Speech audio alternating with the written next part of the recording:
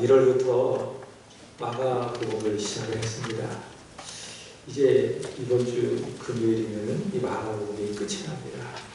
여러분 노트에다 다 쓰셨는지 모르겠어요. 안 쓰셨다면 내일부터 다시 쓰시면 됩니다. 주보를 보시고 그 범위를 따라서 다시 쓰시면 됩니다. 매일 본문을 읽고 또 써보고 묵상도 해보고 그러신 분들은 마가복음을 통해서 은혜를 많이 받으신 줄로 믿습니다. 많지는 않지만 그래도 새벽에 몇 분들이 오셔서 계속 저와 함께 이 마가복음을 나누고 있는데, 듣고 있는데 은혜를 많이 받고 있습니다. 저 개인적으로도 그렇습니다. 평소보다 조금 더 집중해서 이 마가복음을 준비하고 읽고 묵상하고 또 성도들에게 전하니까 참 좋더라고요. 이제는 제 머릿속에 마가복음 1장에 무슨 내용이 있고 2장에는 무슨 내용이 있고 3장에는 무슨 내용이 있고 이제 머릿속에 어느 정도 그려지니까는 개인적으로 참 좋습니다. 여러분 이 마가복음은요 무엇을 이야기합니까? 말 그대로 복음을 이야기합니다. 복음이 무엇입니까? 예수님이 복음입니다. 하나님의 아들이 복음입니다. 그 하나님의 아들이 그리스도이시다. 이것이 바로 복음인데 이 복음을 우리에게 말씀을 해주고 있습니다. 마가복음은요 하나님의 아들 예수 그리스도가 우리 때문에 오늘 찬양한 것처럼 바로 우리 때문에 고난을 받으시고 십자가에서 죽으셨다. 이 복음을 우리에게 말씀하고 있는데요.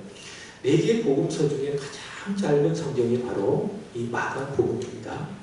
이 마가복음은 총 몇 장이 되었을까요? 16장이죠.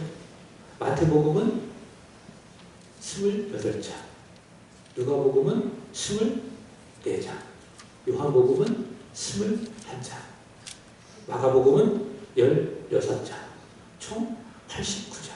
이게 4개의 복음서의 내용입니다.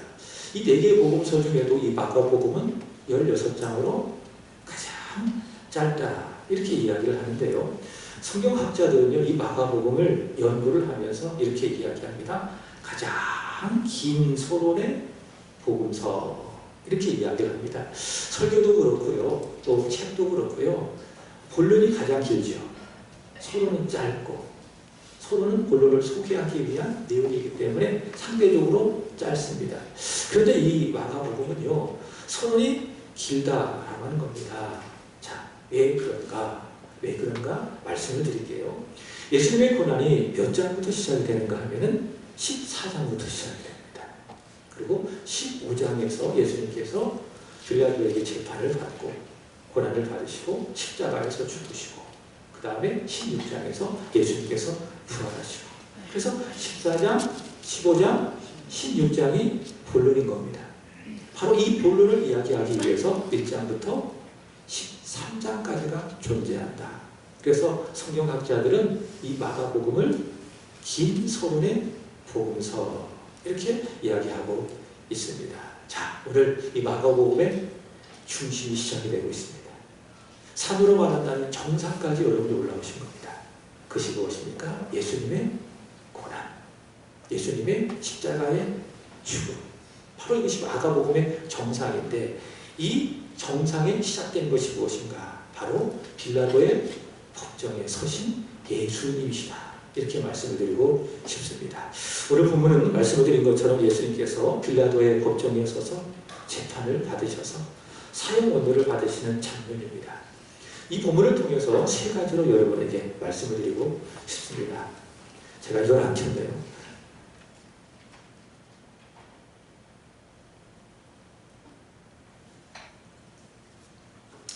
첫 번째는 무엇인가 하면은 대제사장의 고발이 있었다. 두 번째로는 빌라도의 불의한 판결이 있었다. 세 번째로는 빌라도의 법정 앞에 서신 예수님이다. 이 3가지를 오늘 본문은 우리에게 이야기해 드리고 있습니다. 첫 번째는 대제사장들이 예수님을 고발한다 이야기하고 있습니다.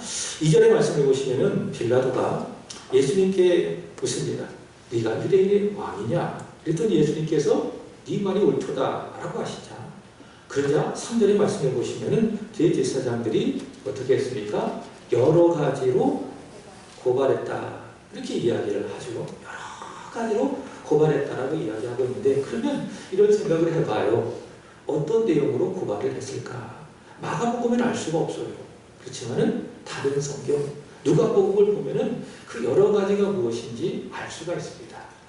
누가복음 23장 2절의 말씀을 보시면은 이런 말씀이 있습니다. 우리 한번 읽어보겠습니다. 시작. 고발하여 이르되 우리가 이 사람을 보매 우리 백성을 미혹하고 가이사에게 세금 바친 것을 금하며 자칭과 그리스도라 하더이다. 자, 여러 가지 중에 세 가지로 요약할 수가 있어요. 첫 번째로는 백성을 미혹한다.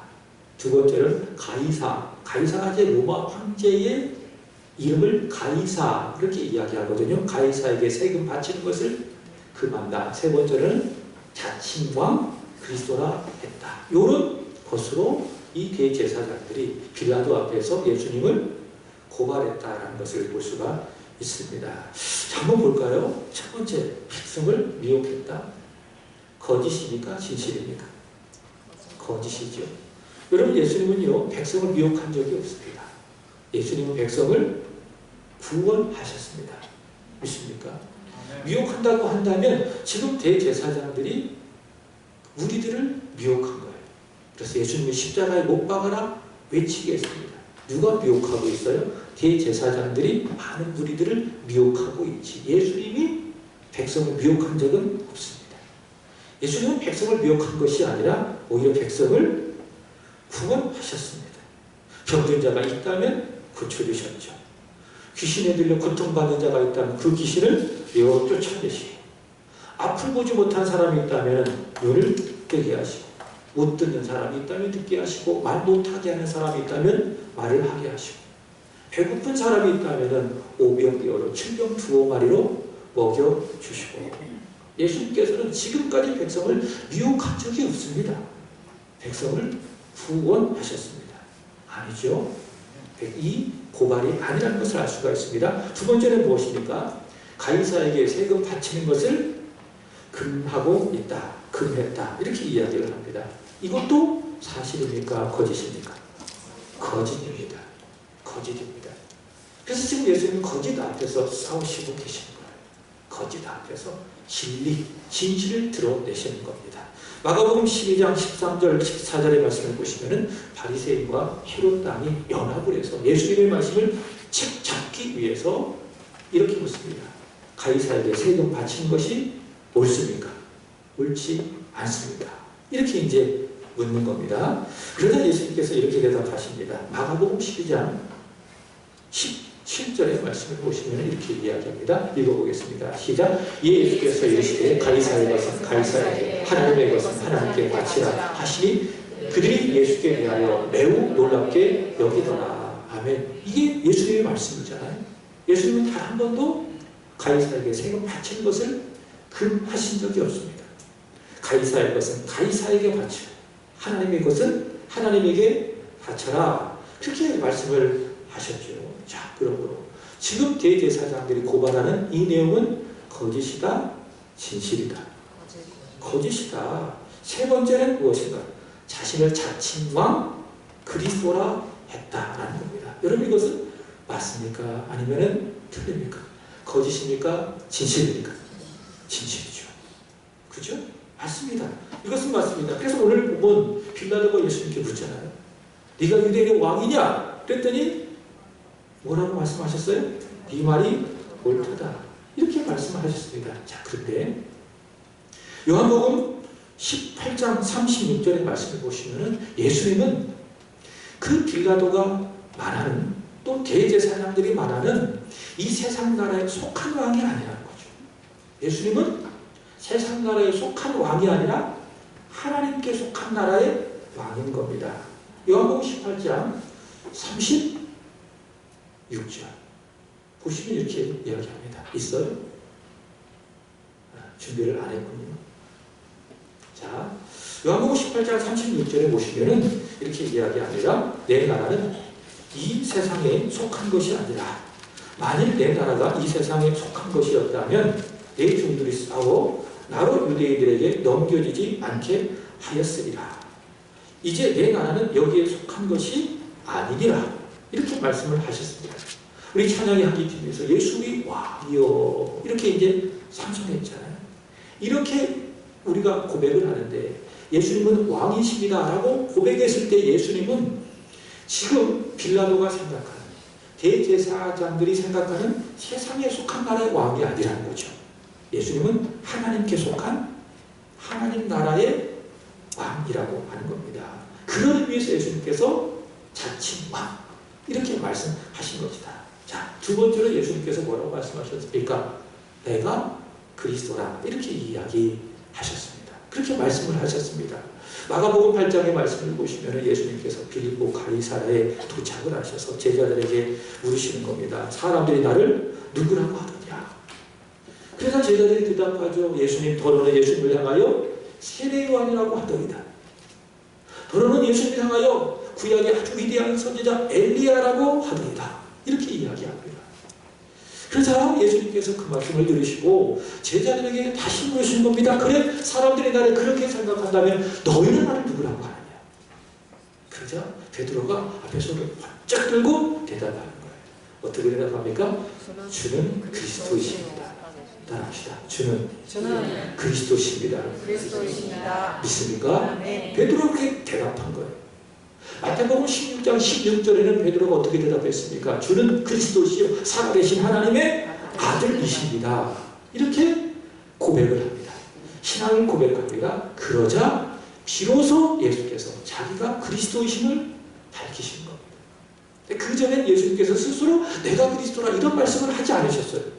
그저 행하시는 행동을 통해서 자기가 그리스도이심을 보여주신 겁니다. 전하시는 말씀을 통해서 행하시는 여러 가지 기적들을 통해서 예수께서 그리스도이심을 간접적으로 보여주셨지 예수님의 입으로 내가 그리스도라 이렇게 말씀하지 않으셨습니다. 그러나 베드로의 고백 앞에서 말씀하시는 거예요. 내가 그리스도라. 자신이 그리스도이심을 밝히시면서 예수께서 많은 고난을 받으시고 십자가에서 죽음을 당하시고 사흘 만에 부활할 것을 말씀을 하셨습니다. 자, 근데 그들이 생각하는 그리스도는 어떤 그리스도인가 하면 그런 것과 상관이 없는 거예요. 고난받는 그리스도가 아니에요. 십자가에 죽는 그리스도가 아니라는 거죠. 어떤 그리스도입니까? 로마의 지배하에 있으니까 우리를 로마로부터 해방시켜 주셔서 이 유대를 독립시킬 그리스도로 바랬다라고 하는 것이죠. 주님은 그런 의미에서 그리스도가 아니라 죄를 위해서 고난받으시고 십자가에서 죽으시고 다시 살아나신 그리스도이심을 말씀을 하신 겁니다. 자, 하지만 이 대제사장들은 이런 죄목으로 예수님을 고발을 하게 되는 겁니다.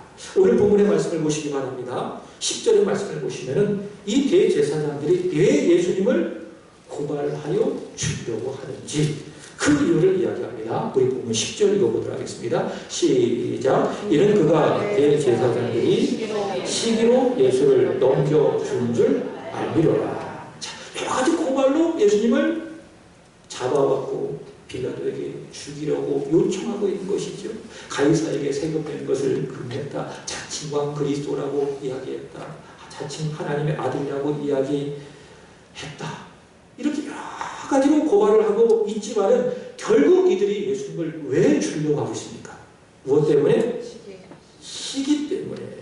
시기 때문에 이 대제사장들이 예수님을 잡아서 죽이려고 하고 있다라고 하는 것이죠. 아주 유치한 단지 시기 때문에. 사랑하는 여러분, 시기하지 마십시오. 축복하십시오. 아멘이십니까? 시기라고 하는 것은 무엇인가 하면 남이 잘 되는 것을 셈하고 상대방을 미워하는 것을 시기라고 이야기합니다. 대제사장들이 예수님을 뭐 했어요? 시기했어요. 많은 사람들이 예수님을 통해서 은혜를 받잖아. 전하시고 가르치신 말씀에 다들 너무 은혜를 받는 거예요. 그 입에서 나오는 하나님의 말씀이 능력 있는 하나님의 말씀으로 가슴에 꽂히니까 은혜 받는 거예요. 그 병든 사람이 예수님을 통해서 낫게 되어지고 죽은 사람도 살아나고 많은 사람이 예수님을 통해서 육체적으로 배불리 먹게 되어지고 근데 이것을 바라본 대제사장들이 어떤 마음을 갖고 있었습니까? 아, 참 좋네. 아, 우리도 은혜 받아야지. 예수님을 통해서 그렇게 하는 것이 아니라 뭐 했다고요? 뭐 했다고요? 시기한 예수님이 미운 거예요. 그리고 증오하는 거예요. 그리고 시기한 예수님을 죽이고 싶고, 그런데 없는 사실을 만들어내서 마치 사실처럼 예수님께 제목을 씌워서 예수님을 죽이는 거예요. 가이사에게 세금 바친 것을 금하고 있다. 백성들을 미혹하고 있다. 저가 자칭왕 그리스도라고 하고 있다. 라고 하면서 없는 제목을 만들어서 예수님을 죽이려고 한 거예요. 무엇 때문에? 시기 때문에. 여러분, 시기하지 마십시오. 시기가 얼마나 무서운지요. 창세기 4장의 말씀을 보시면은 누가 나옵니까? 가인이 나오고 아벨이 나옵니다.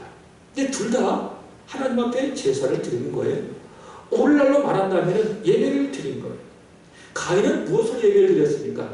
땅의 소산을 가지고 예배를 드렸습니다. 아벨은 양의 첫 새끼를 가지고 예배를 드렸습니다. 이런 것을 본다면 아, 그렇구나. 예배 드릴 때는 내 마음을 담은 적든지 많든지 물질을 가지고 와서 하나님 앞에 드리는 것이로구나 라는 걸 알 수가 있겠죠.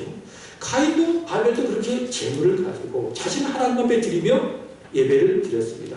자, 그런데 그 예배에 대해서 하나님께서 어떻게 반응하시는가, 그게 중요하잖아요. 창세기 4장 4절 5절의 말씀을 보시면은 하나님께서 아벨과 그의 재물은 받으셨다. 그러나 반대로 가인과 그의 재물은 받지 아니하셨다. 이렇게 이야기하고 있습니다. 그럼 생각해 보십시오.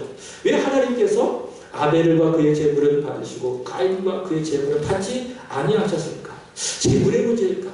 가인은 땅의 소산으로 예배를 드리고 아벨은 양의 첫 새끼로 재물을 드려서 재물 때문에 하나님께서 그 재물을 받으시고 받지 아니하셨을까? 그렇지 않습니다.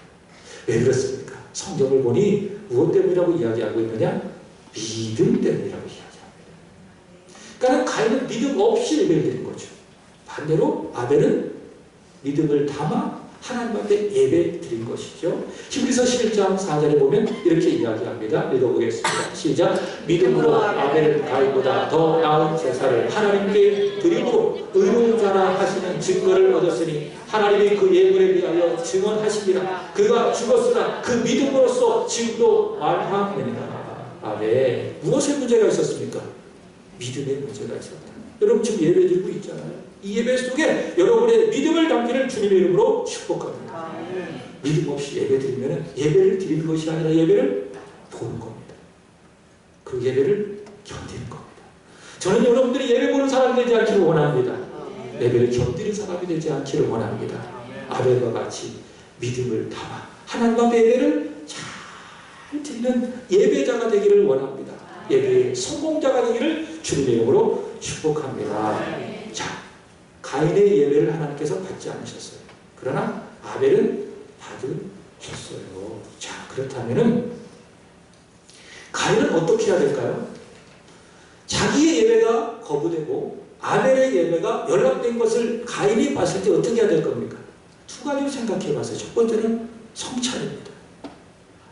하나님께서 내 예배를 왜 거절하셨지? 자신을 돌아보고 반성하고 성찰해야 되겠죠. 그렇지 않습니까? 여러분도 그렇지 않아요? 왜 하나님께서 내 기도를 들어주지 아니하시고 저 사람 기도를 들어주신 거예요? 이렇게 따질 것이 아니라 나를 살펴봐야 되지 않겠습니까? 내가 뭐가 기도가 잘못됐나? 왜 똑같이 기도했는데 왜 저 집사님은 기도의 응답을 받고 왜 나는 응답 못 받는 거야? 자기를 성찰해야 되지 않겠습니까? 두 번째는 회개해야 되죠. 그래. 내가 믿음 없이 예배를 드렸구나. 하나님 앞에 회개해야 될 것입니다. 근데 가인은 성찰하지 않았어요. 반성하지 않았어요. 그리고 하나님 앞에 회개하지 않았어요. 어떻게 했습니까? 뭐 했다고요? 시기를 했다고요. 그러니 아벨이 미워지고 들에 있을 때 아벨을 쳐서 죽여버리고 말았습니다. 여러분 가인뿐이겠습니까? 시기로 망한 사람은 있어요. 누가 망했을까요? 대표적으로 사울이죠. 사울이 이스라엘의 왕으로 하나님 앞에 세워졌지만, 왕으로 멋지게 세워졌지만 그 인생이 무너졌어요. 무너지고 넘어지고. 왜 그렇게 됐습니까? 누가 있다고요? 다르시잖아요? 시기였기 때문에. 우리말 속담에요. 사촌이 땅을 사면 배가 아프다. 이런 말이 있습니다. 여러분, 배 아파하지 않기를 원합니다. 배 아프면 누구만 손해입니까? 나만 손해. 배 아프면 나만 짓는 거예요. 그러니까 사촌이 땅을 사면은 뭐 하세요? 아우 잘 됐네. 아우 잘 됐네. 아니더라도 잘 됐네. 축복해 주시고 더 잘 될 수 있도록 기도해 주십시오. 그게 믿음인 겁니다. 시기하지 말고요. 교회는 전통적으로 교회를 병들게 하는, 신자들을 병들게 하는 7가지 죄목들을 이야기했습니다. 그 중에 하나는 치명적인 죄가 무엇인가 하면은 시기하는 겁니다. 아주 악하고 더럽고 야비한 죄를 무엇이라고 보았느냐? 시기로 보았다. 그래서 교부 크리스토통이 이렇게 이야기했습니다. 한번 볼까요? 이렇게 이야기합니다. 읽어보겠습니다. 시작. 시기는 의복을 갉아먹는 족벌레처럼 사람을 갉아먹는다. 가인을 생각해 보십시오. 시기가 가인을 갉아먹은 거예요. 그래서 그것 때문에 아벨을 죽였어요. 사울도 마찬가지예요. 시기하니까. 그게 자신을 갉아먹은 거예요. 그래서 결국 사울은 비참하게 인생을 끝내지 않겠습니까? 사랑하는 여러분, 시기하지 않기를 원합니다. 이 시기 때문에 대제사장들이 예수님을 잡았잖아요. 죄 없는 예수님의 죄목을 씌웠잖아요. 이 시기 때문에 죄 없는 예수님을, 하나님의 아들을 십자가에 달려 죽게 했잖아요. 누가요? 대제사장들이. 예수를 믿지 않는 그 죄목, 아주 악한데 거기에 또 다른 죄를 더하는 거예요. 예수를 믿지 아니했을 뿐만이 아니라 하나님의 아들 예수를, 죄 없는 예수를 죄인으로 몰아붙이고 십자가에 달려 죽게 하는 죄를 만들었어요. 그것이 무엇입니까? 죄. 시기하는 그 죄. 시기하지 말고요. 여러분, 축복하시기를 주님의 이름으로 축복합니다. 자, 빌립보서 2장 3절에 이렇게 이야기합니다. 읽어보겠습니다. 시작. 아무 일에든지 다툼이나 허용으로 하지 말고 오직 겸손한 마음으로 각각 자기보다 남을 낮게 여기고, 남을 뭐하라고요? 낮게 여기고, 저보다 참 잘하시네, 저보다 나으네요. 시기하지 말고 각각 나보다 남을 낮게 여겨라. 두 번째로는 빌라도의 불의한 판결입니다. 대제사장들은 시기에서 예수님을 빌라도에게 넘겨주었다. 이 것에 대해서 그 빌라도는 어떻게 했느냐? 아주 불의하게 판결했다. 빌라도는 유대를 다스리도록 로마에서 파견한 5번째 총독입니다. 근데 이가요, 예수님을 보자마자 대법 알았어요. 무엇을 알았느냐? 저분에게는 죄가 있다 없다? 없다. 하고만 아는 겁니다. 10절의 말씀을 보시면은 빌라도는 알았어요. 예수님이 죄가 있어서 넘겨진 것이 아니라 무엇 때문에? 대제사장들의 시기 때문에 넘겨진 것임을 알고 있었다. 그래서 양심상 예수님을 저들이 원하는 대로 죽일 수가 없는 겁니다. 그리고 그런 예수님을 신문하면서도 알았어요. 그래, 내가 과연 알고 있는 대로 저분에게는 죄가 없다. 그래서 요한복음 18장 3절의 말씀을 보시면 이렇게 이야기합니다. 읽어볼까요?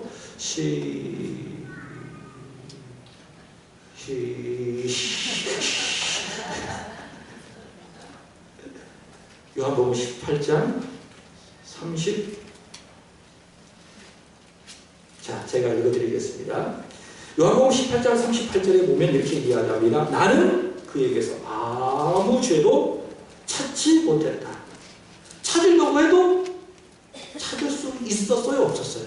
없죠. 당연히 없죠. 예수님에게 무슨 죄가 있어요? 여러분 보고 찾아보십시오. 여러분 안에 찾아보시고 죄가 있습니까? 없습니까?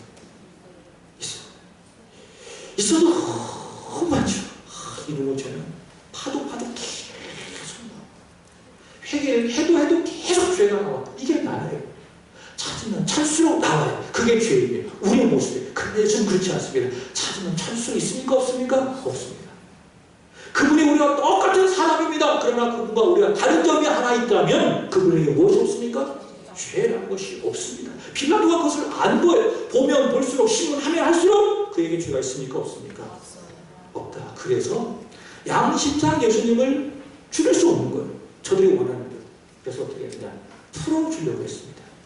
6절의 말씀을 보시면 한 전례가 있습니다. 명절이면 죄수 한 사람을 도와주는 전례가 있어서 7절의 말씀을 보시면 누구? 바라바라는 사람이 나오잖아요. 바가 뭡니까? 아들. 라바, 아바, 아버지. 그래서 바라바는 누구냐? 아버지, 아들이 바라바예요. 바, 디메오, 여러분 알고 계시죠? 바가 뭡니까? 아들, 디메오. 그러니까 디메오의 아들이 바, 디메오예요. 바라바도 마찬가지예요. 바, 아들, 아버지의 아들. 그게 이제 바라바인데, 어떤 사람인가 하면 밀라를 꾸미고, 밀라 중에 살인한 사람. 그래서 체포된 아주 악명 높은 사람인데, 이 사람을 풀어주는 것이 아니라, 이 사람 대신 누구를? 예수님을 풀어주기를 원했습니다. 전례대로. 그렇지만 그는 그렇게 하지 못했습니다. 안 하고요, 못했고요. 왜 그렇습니까? 대제사장들에 의해서 충동된 무리들이 사나운 짐승처럼 예수님을 향하여, 빌라도를 향하여 외치잖아요. 십자가에 못 박으소서. 십자가에 못 박으소서. 여러분 이들이 누군지 아십니까? 마가복음 11장에 예수를 향하여 열렬하게 환영했던 바로 그 무리들입니다. 근데 이들이 대제사장들에 의해서 미혹됐어요. 충동됐어요. 선동질에 넘어갔어요. 그래서 예수를 향하여 이제 뭐라고 이야기합니까? 호산나, 호산나 주의 이름으로 오시는 이여 찬송했던 그들의 입에서 이제 예수를 십자가에 못 박아라 외치는 이성을 잃은 짐승들, 폭도가 되어버리고 말았습니다. 이런 사람들의 소리를 빌라도가 듣는 거죠. 그럼 저건 아닌데 라고 하면서 총독의 권위로 분명 이 무리를 해산시킬 수가 있었을 것입니다. 그러나 그는 그렇게 하지 않습니다. 그렇게 하지 못합니다. 이 재판 중이었어요. 그 아내가 사람을 보내서 이야기하는 거예요. 그리고 자기 꿈 얘기를 하는 거예요. 그게 어디 나와 있느냐? 마태복음 27장 보겠습니다. 19절 시작. 총독이 재판석에 앉았을 때에 그의 아내가 사람을 보내려되 저 오는 사람에게 아무 상관도 하지 마옵소서. 오늘 꿈에 내가 그 사람으로 인하여 애를 많이 키웠나이다. 그 아내가 얼마나 그 꿈에 대해서 선명하게 보았는지 저 오는 사람 누구를 말하는 것입니까? 예수님에 대해서 아무 말도 하지 마라. 아무 상관도 하지 말고 우리가 어떻게 말하든 상관하지 말고 풀어줘라. 이렇게 아내가 이야기합니다. 그럼 어떻게 해야 됩니까? 아내 말을 들어야죠. 그 남편들은 아내 말 들어야 돼요. 아멘이십니까? 이건 아내가 얘기하면 남편들이 하시라. 따라합시다. 남편들 아내 말을, 남편들만 아내 말을 들읍시다. 한 분만 하시는 것 같아요. 가서 아내 말을 들읍시다. 아멘이십니까? 빌라도의 아내 말을 들어야 되죠. 빌라도는. 근데 누구의 말을 듣습니까? 사람들의 말을 듣습니다. 십자가에 못 박으소서. 십자가에 못 박으소서. 그 말을 듣습니다. 그리고 어떻게 하는가? 15절 말씀해 보도록 하겠습니다. 시작. 빌라도가 우리의 만족을 주고자 하여 바라바는 모아주고 예수는 채찍질하고 십자가에 못 박히게 넘겨주리라. 아멘. 아내의 말을 들은 것이 아니라 누구의 말을 들었어요? 대제사장들에서 충동되어진 그 이성을 잃은 폭도들의 말을 듣고 예수님을 채찍질하고 십자가에 못 박히도록 넘겨주었습니다. 어떤 사람입니까? 비겁한 사람. 불의를 알면서도 불의와 타협한 사람입니다.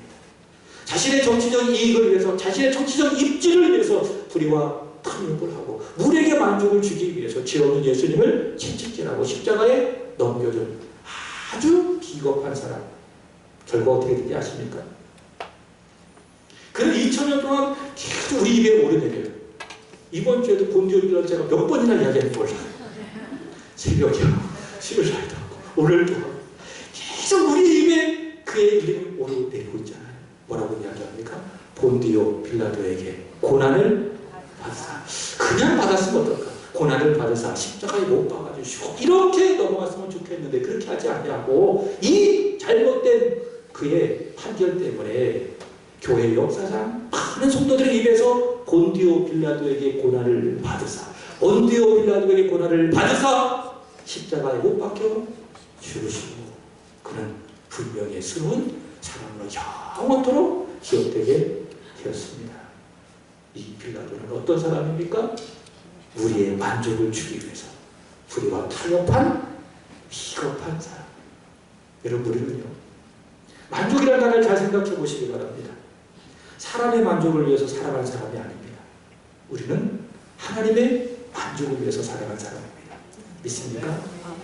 여러분 지금 예배를 드리고 계시잖아요. 왜 드리십니까? 은혜 받기 위해서 맞습니다. 말씀의 은혜 받기 위해서 맞습니다. 예배를 통해서 내 마음에 큰 은혜를 받기 위해서 맞습니다. 그러나 그게 본질이 아닙니다. 본질은 무엇입니까? 이 예배를 부르신 우리 하나님께 만족을 드리기 위해서 여러분 시간 예배를 드리고 있습니다. 그래서 여러분 은혜 받기 위해서 애쓰는 것도 여러분의 믿음이지만 그 믿음, 그 위의 믿음을 갖기를 원합니다. 그게 성숙한 믿음입니다. 오늘 하나님 감사합니다. 날 예배를 불러주셔서 감사합니다. 예배를 부르신 하나님, 이 예배가 우리 하나님께 나를 이곳으로 부르신 하나님께 만족이 되게 하여 주옵소서. 그 기도를 들으시고 예배를 드린 거예요. 그렇게 여러분들이 하나님께 만족을 드리기 위해서 예배 드리잖아요. 그럼 하나님 가만히 계시겠습니까? 여러분에게 은혜 주실 거예요. 기도를 통해서도 은혜 받고 찬양을 통해서도 은혜 받고 선포되어지는 하나님의 말씀을 통해서도 여러분은 은혜 받고 여러분의 영혼에 만족이 있게 되는 겁니다.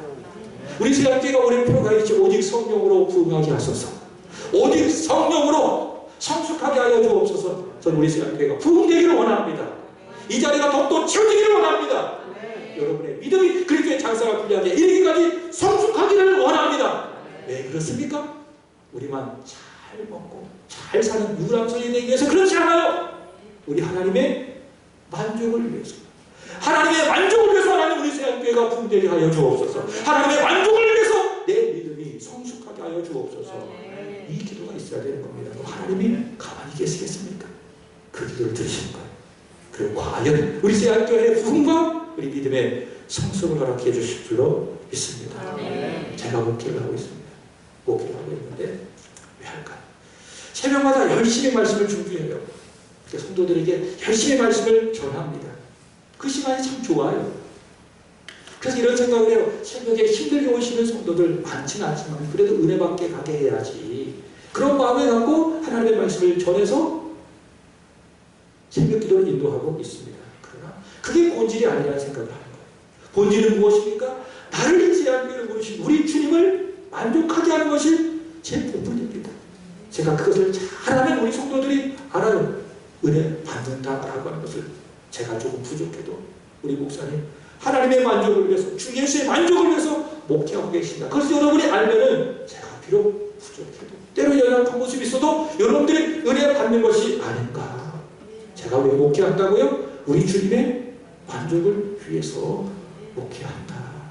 바울이 이렇게 이야기합니다. 갈라디아서 1장 10절도 보겠습니다. 시작. 이제 내가 사람들에게 좋게 하여 하나님께 좋게 하여 사람들에게 기쁨을 구하려 내가 지금까지 사람들의 기쁨을 구하였다면 그리스도의 종이 아니니라. 아멘. 우리 모든 그리스도인들 저를 포함해서 여기 모든 성도들 사람을 좋게 하기 위해서 살아간 사람이 아닙니다. 빌라도처럼 우리의 만족을 위해서 우리와 타협한 사람이 되어서는 안 된다는 겁니다. 우리는 누굽니까? 하나님의 만족을 위해서, 하나님을 좋게 하기 위해서, 하나님의 기쁨을 위해서 우리는 예배드리고 기도하고 주님을 섬기고 목사로서 목회하고 여러분들은 저희 목양을 따라가고 목적이 무엇입니까? 오직 하나님의 만족을 위해서. 마지막 세 번째입니다. 빌라도 법정 앞에 서신 예수님. 빌라도가 예수님을 보고 묻는 겁니다. 야, 네가 유대인의 왕이냐? 그랬더니 예수님께서 뭐라고 말씀하십니까? 네 말이 옳도다. 이렇게 말씀하십니다. 여러분 그렇습니다. 예수님은 누구십니까?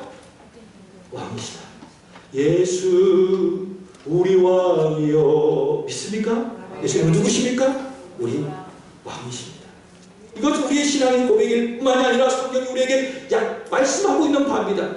예수님께서 왕이시기 때문에 예수님께서 태어나셨을 때에 저 멀리 동방 박사들이 예수님께 와서 꿇어 경배했잖아요. 그리고 가장 소중한 예물을 하나님 앞에, 하나님이신 예수 앞에 올려드렸잖아요. 예수님은 누구십니까? 왕이시라고 하는 것이죠. 마가복음 11장에 예수님께서 나귀를 타시고 예루살렘 성으로 입성하셨잖아요. 그럼 많은 사람들의 찬송을 받으셨습니다. 무엇을 보여주고 있습니까? 왕. 예수님은 왕이시다 라는 것을 보여주고 있습니다. 그래서 예수님께서 말씀하시는 거예요. 네가 유대인의 왕이냐 라고 했을 때에 예수님 네 말이 옳도다. 그렇게 말씀하셨습니다. 자, 예수님이 왕이시다라는 이 말에 대제사장들이 잘됐다. 이제 정치적인 목적으로 저 예수를 고발하면 되겠지라고 하면서 여러 가지로 고발을 하십니다. 그러자 예수님 어떻게 하셨는가? 5절의 말씀 보시기 바랍니다. 다 같이 읽어보겠습니다. 시작. 예수께서 다시 아무 말씀으로도 대답하지 아니하시니 빌라도가 놀랍게 여기더라. 이제 더 이상 예수님께서 한 말씀도 아니하십니다. 여러 가지 고발에 대해서 무리들이 그 예수님을 향하여 외치는 겁니다. 십자가에 못 박으소서, 십자가에 못 박으소서. 그때 예수님께서 어떻게 하셨습니까? 아무 말씀도 아니하시고 저 같으면 손을 들겠어요. 어떻게 이럴 수가 있어? 내가 죄 없이 여기 온 것을 당신들이 뻔히 알잖아. 자기의 무죄를 주장하거나 그렇게 말했을 거예요.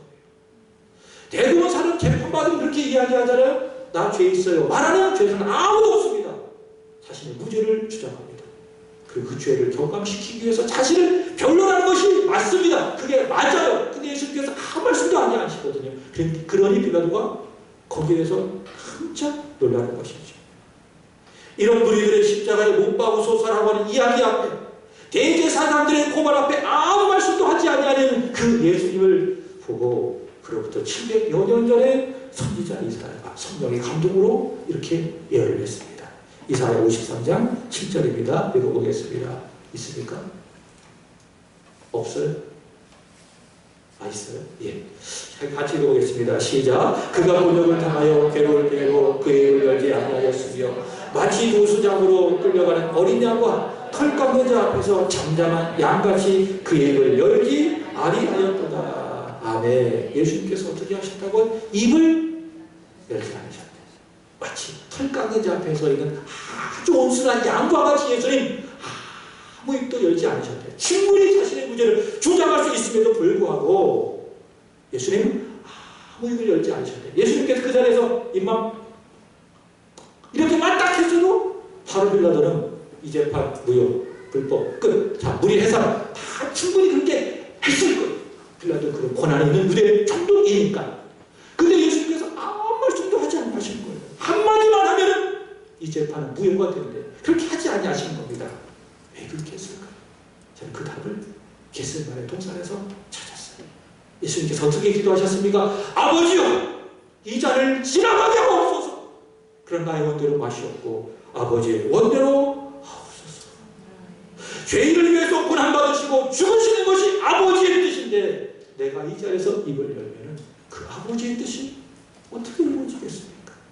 그 아버지의 뜻을 이루시기 위해서, 다시 말해 저와 여러분의 죄를 구원하시기 위해서, 죄로부터, 마귀의 권세로부터, 영원한 죽음의 권세로부터 저와 여러분을 구원하시기 위해서 예수님께서는 입을 열지 아니하시고 그 모든 사람들의 고발과 그 괴도하는 이야기에 대해서 예수님께서는 침묵하셨다라는 것입니다. 여러분, 빌라도의 법정에서 아무 말도 하지 아니하시고 지키셨던 예수님의 그 침묵, 하나님의 뜻에 순종하신 그 거룩한 순종을 통해서 여러분, 우리는 바라바와 같은 생각하지 못한 은혜를 입었어요. 바라바는 어떤 인간이에요? 밀란을 일으킨 인간, 살인해서 죽어 마땅한 인간이에요. 근데 예수님 때문에, 예수님께서 입을 열지 아니하는 그 거룩한 순종 때문에 바라바가 어떻게 됐습니까? 노여 장하게 되고 15절. 예수님은 채찍질하고 십자가에 죽게 넘겨주었습니다. 누구 때문에? 예수님 때문에. 그래서 예수님의 그 십자가의 공로로 말미암아 제일 먼저 수혜받은 사람이 누구예요? 바라바인 것입니다. 여러분, 바라바 부지겠습니까? 오늘 빌라도의 법정 앞에서 아무 입도 열지 아니하시는 그 예수님의 믿음, 그 예수님의 거룩한 순종, 그 예수 그리스도의 존귀한 그분의 믿음으로 말미암아 저와 여러분이 죄로부터 해방되었습니다. 아멘. 영원한 죽음으로부터 해방되었습니다. 아멘. 마귀의 권세로부터 해방되었습니다. 아멘. 영원한 지옥의 권세로부터 해방되었습니다. 아멘. 그러므로 이 예수님을 보면, 빌라도의 법정에 서신 그 예수님을 보면 우리는 동정심이 아니라 어떤 마음을 느낍니까? 따라합시다. 예수님, 감사합니다. 감사합니다. 사랑합니다. 사랑합니다. 이 마음을 우리는 느끼게 되는 것입니다.